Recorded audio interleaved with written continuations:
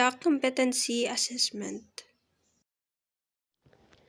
Establish the context and purpose of assessment. The assessor must familiarize self with the qualification or unit of competencies to be assessed. Ensure that the assessment site complies with the relevant occupational health and safety requirements. Ensure that the assessment resources are available. The assessor must ensure that the tools, equipments, and facilities are ready and available in the assessment site before the assessment starts. A checklist of tools, equipments, and facilities must be on hand to help the assessor monitor the availability and completeness of tools, equipments, and facilities. The checklist of tools, equipment, and facilities is included in the assessor guide. Prepare the evidence of gathering process. The assessor shall receive assessment package composed of the following: 1 copy of assessor guide, specific instruction to the candidate, competency assessment results summary, written reports, written test, answer sheet, and rating sheet according to the methods of assessment to be used corresponding to the number of candidates. Prepare the candidate. Hi, good morning everyone. My name is Marjorie Pamelaran Curib and I'm your Competency Assessor for Animation and C2. I would like to acknowledge the presence of Mr. Arnel Pamelaran, our Processing Officer, Mr. Jubino Palama, our AC Manager, and Ms. Mavi Valiasas, our TESDA representative. Good morning, ma'am. Good morning, sir. You do not have to worry about their presence.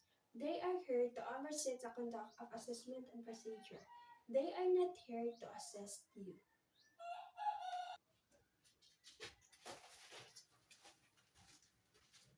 Before we start, please submit your admission slip.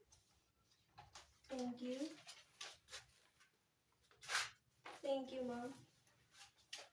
As I call your name, please sign the attendance sheet. Okay, Miss Marianne Pania.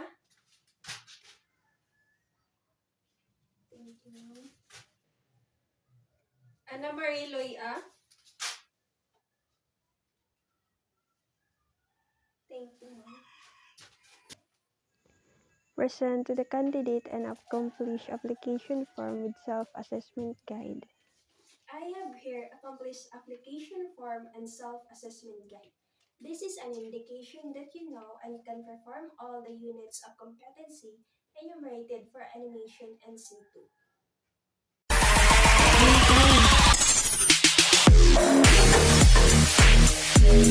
So, I would like to welcome you all to our AC for Animation and C2. The purpose of our assessment is to determine your level of competency. Qualification or unit of competencies to be assessed are the basic, common, and core competency. So, for our core competency, we have four, namely, first, traditional drawing techniques for animation. Second, produce traditional clean-up cage drawing. Third, produce traditional in-between drawing. And lastly, produce digital clean-up cage drawing. Tasks to be performed and the evidence to be collected. So, I will collect the evidence through demonstration, oral questioning, and written test. This assessment method will help you to make sure your underpinning knowledge task skills.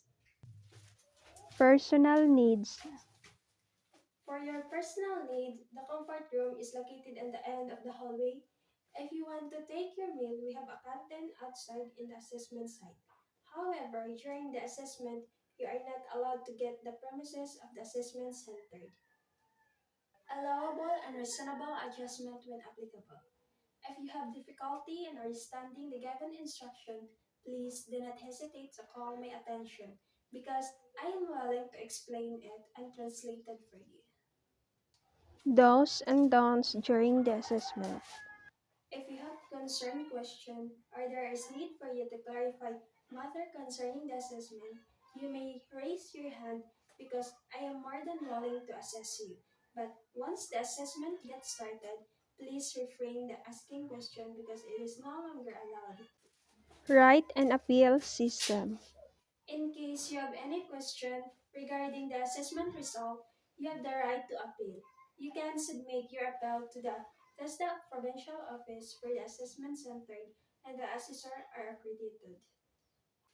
Insurance of national certificate or certificate of For the competency. insurance for national certificate, the AC manager shall inform you, or you can claim your national certificate within 5 working days after the assessment. Reassessment procedure.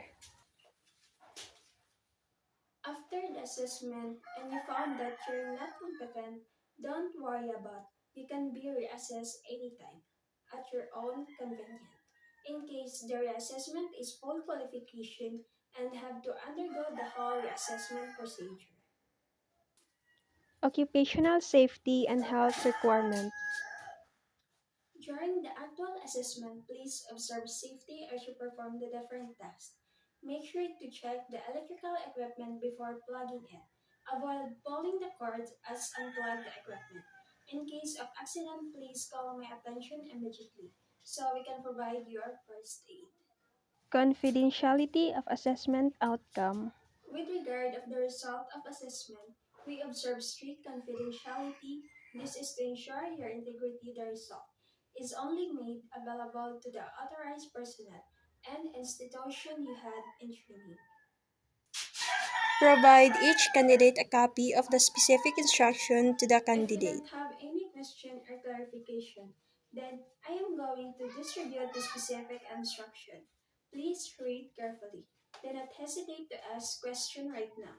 I will translate it to English into your local dialect. If you need assistance, then I am more than willing to assist you. Assign a number to the candidate. I will assign your number. Here's for you, mom. Here's for you, mom. Here's for you, mom. After this, so everybody must be ready now. Candidate number 1, please proceed to the assessment area. And the rest of candidate, please remain while I'll call your number. Candidate number 1, Miss Marianne Pena, please come in. How do you feel right now? I felt nervous. Okay, let's start our oral questioning. So, first, what is ICT stand for? Information and Communication Technology. Okay. Next, what are the 2 types of animation? Traditional animation, computer generated animation. Okay, thank you, ma'am. You know. Candidate number 2, Miss Anna Marie Loya, please come in. What do you feel right now? I'm fine. Okay, let's start our oral listening. What is ICT stand for? Information and Communication Technology. Okay. What are the 2 types of animation? Traditional animation, computer generated animation.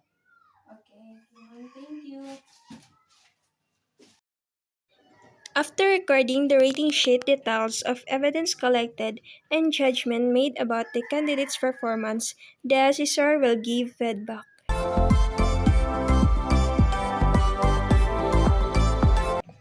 To candidate number 1, my observation coincide with your opinion. You were able to answer all oral questioning correctly.